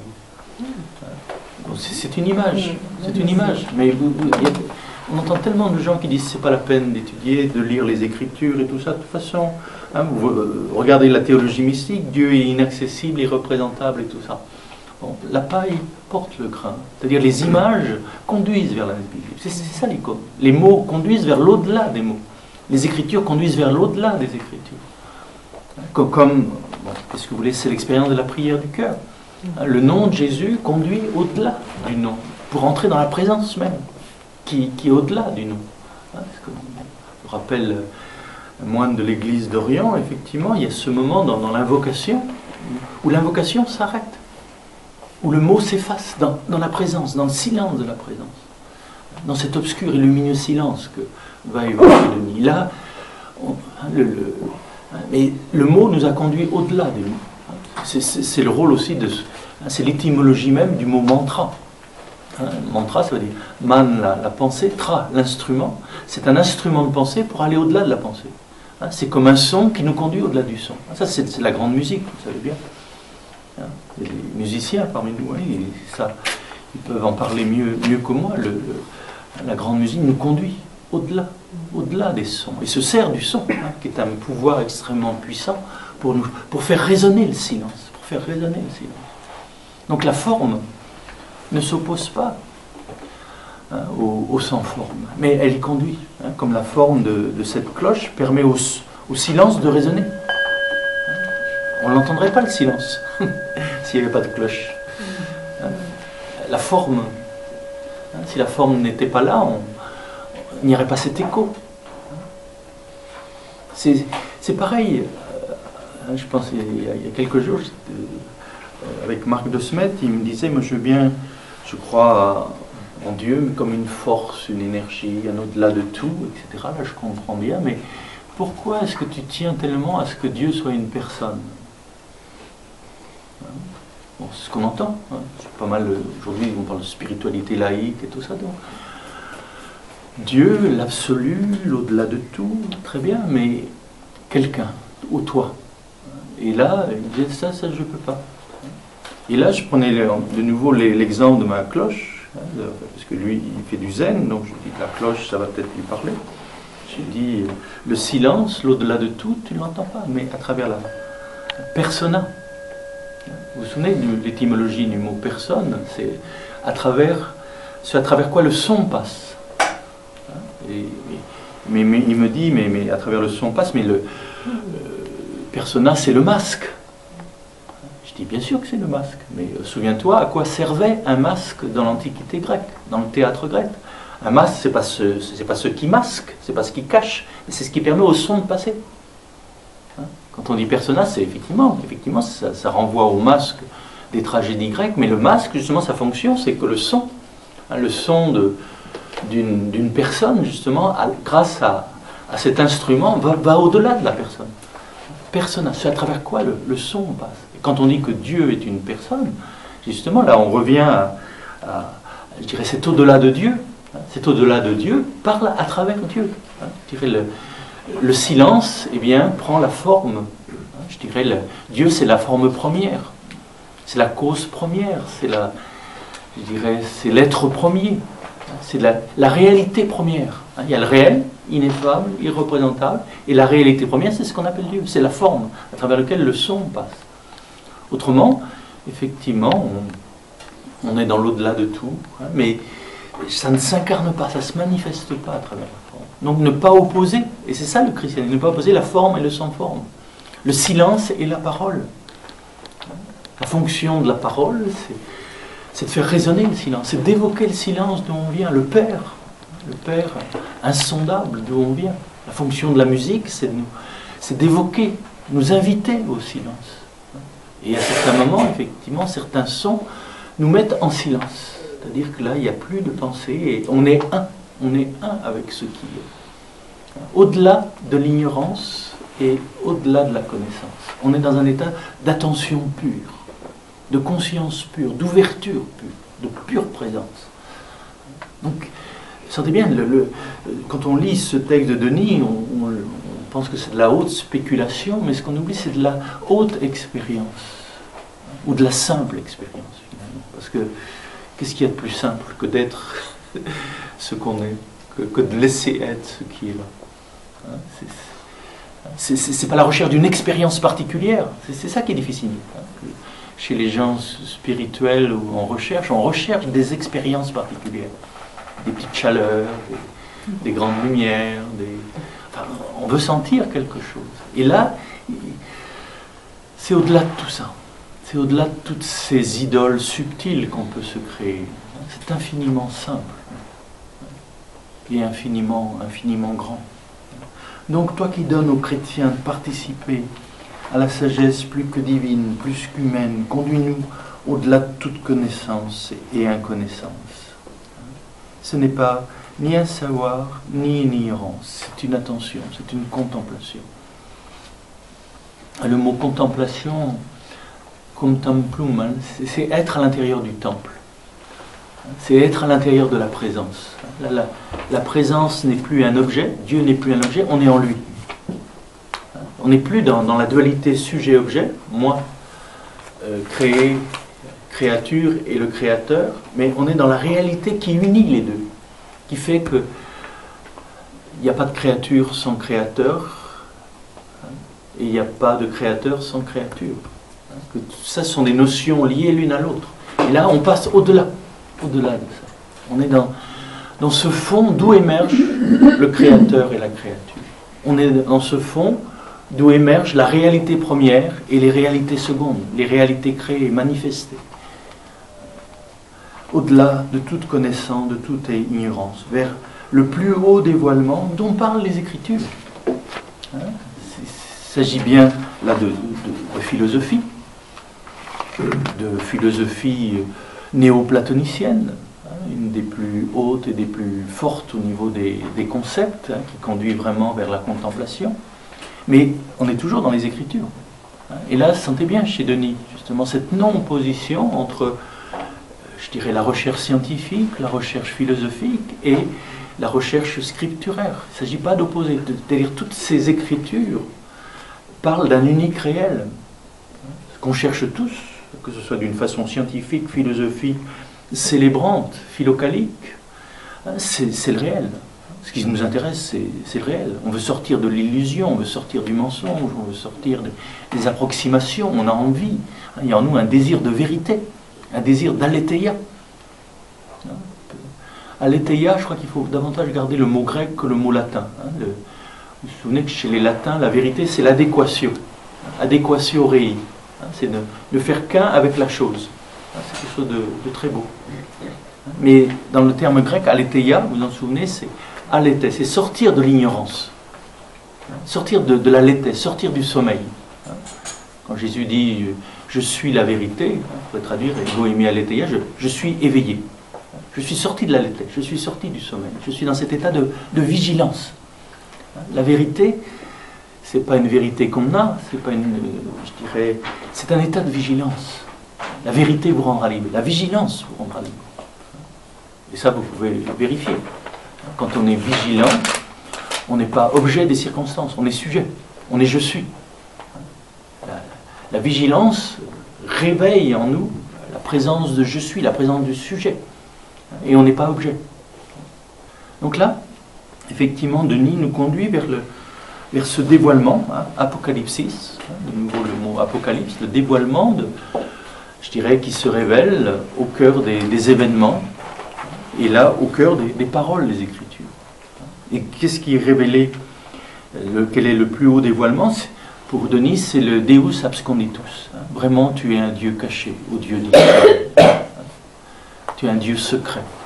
Tu te dis, ou dans le psaume 18, Yodévavé, c'est celui qui, dans l'obscur, a son retrait. C'est au cœur de la... Je dirais, c'est la source de la lumière. La source de la lumière qui est au-delà des contraires. Donc, il s'agit bien d'un dévoilement de ce réel dont parlent les Écritures, dont parlent les prophètes, dont parlent les sages, dont parlent les saints, de cette réalité à la fois qui les habite, qui les fait respirer, qui les fait vivre, qui les fait aimer, qui les fait souffrir à certains moments, et quelquefois terriblement, et en même temps qui est au-delà de tout ça, au-delà de toute manifestation. Ce qui se tient en retrait de l'être, en retrait de la manifestation, mais qui est là, qui est là comme une source, qui est là comme une possibilité d'être. Donc il s'agit, par la contemplation, par la méditation, de ce mouvement de retour vers la source, et de se ressourcer sans cesse, parce qu'on s'épuise vite, que ce soit au niveau physique, au niveau intellectuel, nos pensées, ça c'est vite épuisé, de revenir dans la source silencieuse, d'où viennent toutes ces pensées, d'où viennent toutes les Écritures. La page blanche, la page toujours blanche, quels que soient les écrits, les Écritures. Ne pas perdre le contact avec la page blanche, ne pas perdre le contact avec le silence qui est en nous. Vers le plus haut dévoilement dont parlent les Écritures, là où les mystères simples, absolus et incorruptibles de la théologie se révèlent dans un obscur et lumineux silence. Donc les mystères simples, le mot simple est aussi important, ça veut dire s'emplit. Et là c'est aussi quelque chose qu'on a souvent rappelé ici, si la vie spirituelle ne nous rend pas plus simple, à quoi bon? Le problème, c'est que pour certaines personnes, vous savez bien, notre vie est compliquée. Et la religion, au lieu de nous simplifier la vie, ça nous le complique encore plus. Donc on est complexe, compliqué, et on rajoute des complications spirituelles, des complications religieuses. Et ça, c'est pas obligatoirement la présence du Saint-Esprit. Les anciens disaient que l'Esprit Saint, c'est celui qui nous simplifie. On devient simple. Il y a quelque chose de plus spontané. Quand on médite, on ne se regarde plus méditer. Parce que vous avez remarqué, quand on médite, il y a moi qui médite et puis il y a moi qui me regarde méditer. Et là, on n'est pas simple. On n'est pas sans pli. Il y a toujours un pli. Je dirais, comment faire, comment trouver un état de conscience qui ne soit pas un état de conscience plein de plis. Il faut toute une vie pour se déplier. Je ne sais pas si vous avez vu des nouveau-nés, des fois, qui sont pleins de plis. Et regardez aussi quelqu'un qui meurt. Donc là, on est plié, je dirais, par la souffrance, il y a quelque chose qui se déplie. Enfin, tout ça, ce sont des manifestations physiques, mais d'un état de conscience, justement, déplié, simple. Et la contemplation, la méditation, la fonction, c'est de nous déplier, de nous simplifier. On devient un. Bienheureux les cœurs purs, les cœurs simples. Ils verront Dieu. Pour voir le réel tel qu'il est, pas tel qu'on le pense, pas tel qu'on l'imagine, tel qu'il est, c'est par la simplicité, c'est par la purification, par l'innocence. Donc, ces mystères simples, absolus, là aussi, dans le mot absolu, il y a quelque chose qui est lié à la solitude. C'est-à-dire, c'est au-delà de tout relatif, c'est pur en soi. C'est la source de toutes les relations, mais c'est au-delà même des relations, incorruptible. Et tout cela se révèle dans un obscur et lumineux silence. Donc voilà un mot important, un paradoxe, encore une fois, que va souvent employer Denis. Et de nouveau, il va chercher cette expression-là dans les Écritures. C'est l'expérience de Moïse au sommet de la montagne, lorsqu'il entre dans cette ténèbre supralumineuse. De nouveau, vous sentez bien, je dis un mot et je dis le contraire. C'est de la ténèbre, mais c'est supralumineux, c'est hyper lumineux. C'est de la lumière et c'est obscur. Donc, qu'est-ce que c'est? Encore une fois, c'est au-delà de ce que je connais. Pour moi, l'obscurité, c'est l'absence de lumière. Et la lumière, c'est l'absence d'obscurité. Dans notre expérience commune. Et là, il s'agit d'une réalité qui est au-delà de ses contraires, au-delà de ses opposés. C'est-à-dire que j'entre dans un état de contemplation. C'est à la fois, je dirais, une lumière, mais c'est tellement lumineux que je ne vois plus rien. C'est, comment on pourrait dire, un éblouissement obscur, ou un obscur éblouissement. Pour parler un peu comme Racine, cette obscure clarté qui tombe des étoiles. Cette obscure clarté qui monte, je dirais, de notre terre, de notre matière. C'est à la fois un soleil et c'est un trou noir en même temps. C'est, encore une fois, au-delà des contraires, au-delà des opposés. Et ça, je dirais, c'est une expérience. Et que pour notre pratique de la méditation, notre pratique de la prière, je crois que cet obscur et lumineux silence est un beau symbole de ce nuage d'inconnaissance. L'auteur anonyme, encore une fois, là aussi c'est quelqu'un, un mystique anglais dont on ne sait pas qui c'est, qui a écrit ce beau texte qui s'appelle Le nuage de l'inconnaissance. Et il parle de cette expérience, eh bien de se tenir dans cette qualité de conscience où on n'a pas de représentation de Dieu, de l'absolu. Donc c'est quelque chose d'un peu obscur et en même temps c'est une lumière. On est dans l'entre-deux, on est dans la nuée supralumineuse qui est guidée les Hébreux dans leur traversée du désert. Donc, c'est ni une ignorance, ni un savoir, ni une connaissance. De nouveau, c'est ni ceci, ni cela. Et n'enfermez pas cette expérience dans ceci ou dans cela. C'est pas un ceci, c'est pas un cela. C'est ainsi. That's it. Mais je peux rien en dire. Ou si je me mets à parler, je bafouille. Vous savez bien, si je dis que je connais Dieu, je suis un menteur. Parce que Dieu est inconnaissable. Donc le Dieu que je connais, c'est moi. C'est-à-dire une connaissance du moi, une connaissance relative de mon être relatif, une connaissance relative de l'absolu. Donc c'est un mensonge, dans le sens, je dirais, où je veux imposer comme l'absolu quelque chose de relatif, une perception, une expérience relative. Donc si je dis je connais Dieu, je suis un menteur. C'est ce que dit saint Augustin. Vous dites que vous connaissez Dieu, alors c'est pas Dieu que vous connaissez. C'est une expérience de Dieu. Oui, c'est une expérience de Dieu. Une expérience limitée de Dieu. Mais ne prenez pas ça pour Dieu. Dieu est quand même plus intéressant que ça. Donc si je dis que je connais Dieu, je suis un menteur. Mais si je dis que je ne connais pas Dieu, je suis aussi un menteur. Parce que c'est l'être de mon être, c'est la vie de ma vie, c'est l'amour de tous mes amours. C'est l'être qui est ce qu'il est et qui fait être tout ce qui est. Donc je dis je ne connais pas Dieu, je ne connais rien. Puisque c'est la lumière dans laquelle... c'est comme la lumière, on ne la voit pas, mais c'est ce qui nous permet de voir. Dieu, ce n'est pas un état de conscience, mais c'est la conscience qui nous permet d'être conscient de quelque chose. Donc si je dis je ne connais pas Dieu, je suis aussi un menteur. Alors comment faire? Je ne peux pas parler et je ne peux pas me taire.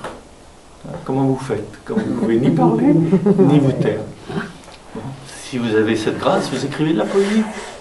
Parce que le poème, qu'est-ce que c'est? C'est à la fois de la parole et du silence. C'est une parole pleine de trous. Ou alors vous êtes musicien. Parce que justement, c'est un son plein d'ouverture vers le silence. Ou alors vous écrivez des textes sacrés. Ou vous cherchez à les comprendre. Parce que quand vous lisez la Bible, c'est un texte plein d'images, plein de symboles. Et que les mots sont des icônes, c'est-à-dire des images, pas des idoles. Parce qu'on fait des mots des idoles. On fait du mot Dieu, de mon Dieu, de ma représentation de Dieu, une idole. Non, c'est une image. Donc, je dirais, comment être honnête? Être honnête, c'est quand on dit ce qu'on dit, surtout quand on parle de Dieu, de bien préciser que ce n'est pas de Dieu dont on parle, mais c'est d'une expérience humaine, une expérience biblique, une expérience traditionnelle, mais que Dieu est toujours plus que cela. Et quand on dit ça, je crois qu'on est honnête, on n'est pas idolâtre, mais on n'est pas non plus fanatique. Vous sentez bien? L'icône, c'est ce qui nous délivre du fanatisme. Parce que, effectivement, l'image que l'on a de Dieu, c'est pas Dieu. C'est le chemin, c'est un chemin vers Dieu. Le visible nous montre l'invisible. L'audible nous fait entendre le silence. Le palpable nous fait sentir l'impalpable. Mais notre regard, notre intelligence n'est pas arrêtée, n'est pas enfermée dans ça. Donc là, on est dans cette attitude de contemplation, dans cet obscur et lumineux silence. Donc c'est une image pour dire que ce que je dis, c'est pas tout. C'est la vérité, mais non pas toute. Mais ça participe à la vérité. C'est pas rien. C'est pas rien. Le mot rien en français, je dirais, il est plutôt négatif, dépressif. Mais le mot, j'aime bien le mot en anglais, nothing. C'est-à-dire, c'est pas une chose. Quand on dit que Dieu est rien, il faut bien traduire, Dieu n'est pas une chose, n'est pas un objet. N'est pas un objet de savoir, n'est pas un objet qu'on peut posséder, un objet qu'on peut... C'est au-delà de la dualité objet-sujet. C'est le réel d'où émerge le sujet et l'objet. Et ça, vous pouvez quelquefois le vivre avec certaines personnes, ou avec certains arbres, ou certains buissons, parce qu'on va retrouver le buisson ardent. C'est-à-dire, on entre dans cette expérience où mon existence, l'existence du buisson, eh bien, on les sent émerger d'un fond insondable, qui nous est commun. Et là, on va sentir une fraternité, comme François, avec les arbres, avec les oiseaux, avec les êtres humains. Sentir que je dirais, notre plan de réalité, notre niveau de réalité émerge de cet infini réel dans lequel nous sommes. Ô toi, l'au-delà de tout, conduis-nous au-delà de toute connaissance, de toute ignorance, vers ce dévoilement qu'évoquent les Écritures à travers des symboles, des images, des concepts, et que dans cet obscur et lumineux silence, le mot que vous trouverez, c'est le mot gnophone, ténèbres supralumineuses, enfin, il y a différentes façons de traduire, mais on passe à côté, ce qui me semble important, et là dans le texte de Denis, ça y vient, c'est la notion de silence. C'est par le silence qu'on connaît le silence. C'est par Dieu qu'on connaît Dieu. Je dirais, il y a un silence en nous. Un silence qui ne fait qu'un avec le silence. Et pour Denis, c'est ce silence, c'est dans ce silence qu'est celui que symboliquement on appelle Dieu. Celui que conceptuellement on appelle Dieu, qu'on appelle créateur, qu'on appelle le beau, le vrai, le bien. Tout ça, c'est les mots qui viennent après. Mais c'est dans le silence qu'on l'éprouve. C'est pour ça que là... Mais il s'agit de nouveau de ne pas faire une idole de ce silence. Parce que c'est de ce silence qu'émerge le son, qu'émerge la création, qu'émerge toute chose. Ne pas l'opposer à la parole. Mais il y a ce réel, à la fois silencieux et qui parle, à la fois obscur et lumineux. Et nous sommes appelés à participer à cela. Non seulement à connaître, mais à participer, à ne faire qu'un avec cela, sentir. Et quand on a touché ce lieu-là en nous-mêmes, effectivement, je vous disais, c'est un lieu de guérison. Et guérison, pas de n'importe quoi, c'est la guérison de la mort. Parce que ce silence est au-delà du temps. Quand on parle de l'éternité, c'est pas un temps qui dure, c'est pas l'immortalité, c'est du non-temps. C'est intéressant de voir qu'aujourd'hui, d'un point de vue, dans une approche, je dirais, tout à fait différente, scientifique, on évoque ce non-temps. C'est-à-dire ce qui n'est plus saisissable par nos instruments les plus sophistiqués. Et on sent que le réel, il est là.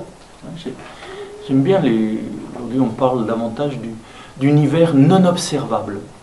Donc ce qu'on connaît, c'est toujours de l'observable, avec des instruments de plus en plus sophistiqués et raffinés, tout ça.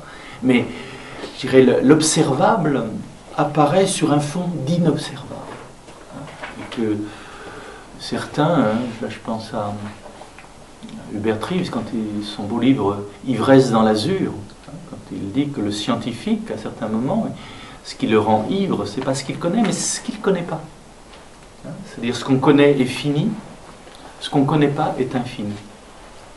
Et ça rejoint une mystique qui a été très marquée par Denis, qui s'appelle Marguerite Porrette, qui dit « Je suis ivre, non pas du vin que j'ai bu, mais du vin que je n'ai pas bu et que je ne boirai jamais. » Vous allez me dire, elle est un peu illuminée, celle-là. Être ivre du vin qu'on n'a pas bu et qu'on ne boira jamais, mais c'est l'expérience même du scientifique, c'est-à-dire qui s'approche des profondeurs du réel et qui sent que ce qui lui échappe, c'est tellement plus que ce qu'on peut connaître. C'est l'expérience de Thomas d'Aquin, qui fait l'expérience que tout ce qu'il a écrit dans sa somme théologique et tout ça, c'est rien à côté du réel, de l'infini réel. Et je crois qu'il y a des moments comme ça dans nos vies. Et dans ces moments-là, effectivement, on est très humble.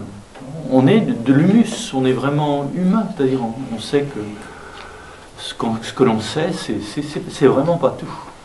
C'est vraiment pas grand-chose. Et pour ça que les grands scientifiques sont généralement des gens très humbles. Pas les scientistes. Les scientistes sont des gens extrêmement prétentieux.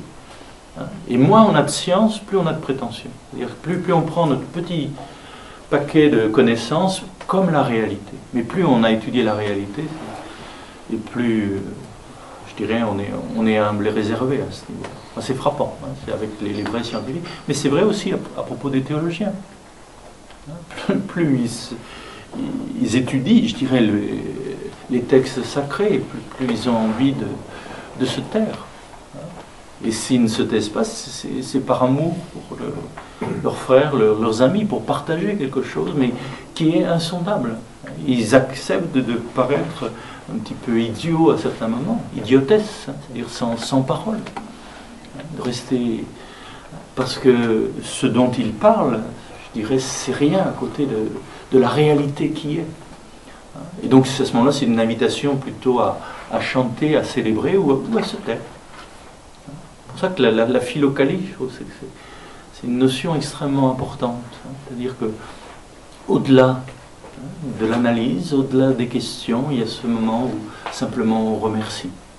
Et où on ne fait qu'un silencieusement avec ce qui est. Donc que cet obscur et lumineux silence nous initie au secret de la nuit radieuse et resplendissante, intangible, plus belle que la beauté, hypercalone. C'est hyper beau, c'est super beau, super beau. Pure présence qui remplit et déborde l'intelligence apaisée. Telle est mon oraison. L'intelligence apaisée. Ça, c'est un thème aussi qu'on va retrouver chez les soufis. L'apaisement du mental, l'apaisement de l'âme. Et la fonction des mots, c'est de fixer le mental. Pour ça on n'est pas... Cette approche n'est pas contre les mots, n'est pas contre les images, c'est pour fixer le mental, pour apaiser le mental. Et quand le mental est apaisé, pour ça l'invocation du nom, l'invocation d'une musique, d'un son, est importante parce que sa fonction c'est d'apaiser le mental, d'apaiser la psyché. Et dans cet apaisement, ce qui est, c'est l'être qui est là, qui est ainsi peut se dévoiler. Et c'est là au-delà des mots. Quelques instants de silence pour célébrer cela. Partager notre silence.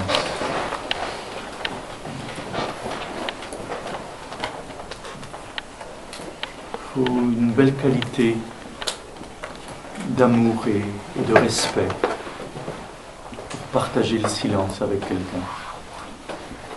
Pour ne pas avoir peur du silence. Vous l'avez remarqué, c'est quelquefois difficile dans un train de demeurer en silence auprès de quelqu'un.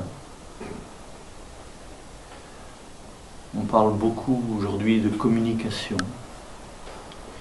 Peut-être pas assez de communion. Cette communion de silence à silence.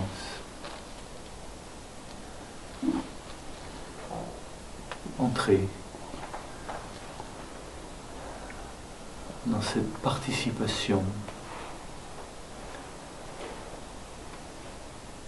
à la pure présence, à la pure conscience, au-delà ou avant toute pensée, toute image.